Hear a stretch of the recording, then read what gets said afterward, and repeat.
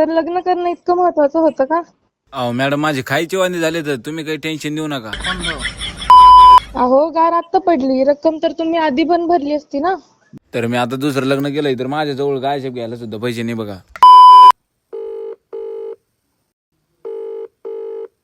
नमस्कार, मी होम फायनान्सच्या वतीने शिवानी बोलते सर.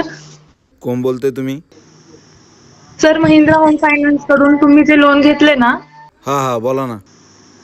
हा, तर त्याच्या वतीने मी शिवानी बोलते. तुम्ही पवन शेलार बोलताय ना?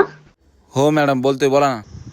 पवनजी, तुम्ही जे लोन घेतले ना त्या पेमेंटच्या संदर्भात बोलण्यासाठी मी कॉल केलता. हा हा, बोला की. पेमेंट का होत नाहीये सर तुमचं अजूनपर्यंत? भरतोय ना मॅडम, प्रत्येक बहिणीचं भरतंय आतापर्यंत. प्रत्येक महिन्यातच भरले? हा. मग अजून 2 महिन्याचं पेमेंट पेंडिंग मध्ये का दाखवतंय सर तुमचं? पेमेंट नाही मॅडम माझ्याकडे, आता होते जेवढी संपली. मग आता कसं म्हटले तुम्ही प्रत्येक महिन्याचं भरलंय? पैसे तर पाहिजे ना मॅडम आता भरायला मला. पैसे नाहीत तर म्हणजे सर ऍडजस्टमेंट करा ना.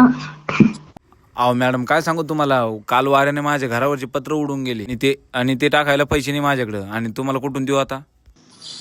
तर तो तुमचा प्रश्न राहिला. अहो मॅडम, माझ्या जीवालाच माहिती हो काय माझे काय हाल चालू आहे. तर अशा परिस्थितीत कुठं पैसे देऊ तुम्हाला सांगा ना. तर आता त्या होणाऱ्या गोष्टी घडल्या त्याला आपण नाही ना काय करू शकणार. हे बघा मॅडम, माझी पहिली बायको पळून गेली आणि म्हणून मी दुसरं लग्न केलंय, आणि माझ्या पात्रावर गारा पडल्यात आणि वरून मोठं भोसकं पडलंय. आता तुम्ही कशाला मला टेन्शन द्या उगाच? मी तुम्हाला टेन्शन देत नाहीये, हे टेन्शन तुम्ही आधीच घ्यायला पाहिजे होतं. अहो मॅडम, मला माहित होतं आता पत्रावर गारा पडणार आहे म्हणून. अहो गार आत्ता पडली, रक्कम तर तुम्ही आधी पण भरली असती ना. मी आता दुसरं लग्न केलंय तर माझे गायछेप घ्यायची सुद्धा वांदे झाले. एकूण तिकून गायछेप घ्यायची तर चुनट डब्बी घ्यायची वांदे होते बघ. आणि तुम्हाला कुठून देऊ पैसे? तर लग्न करणं इतकं महत्वाचं होतं का? अहो मॅडम, माझे खायचे वांदे झाले तर तुम्ही कशाला उगाच टेन्शन द्यायला? फोन ठेवा बघा. तुम्ही ठेवा फोन, तुम्हाला परत फोन येईल. कुणाचा येईल मला परत फोन?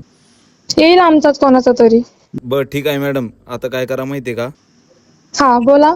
तुम्ही फोन ठेवा आता.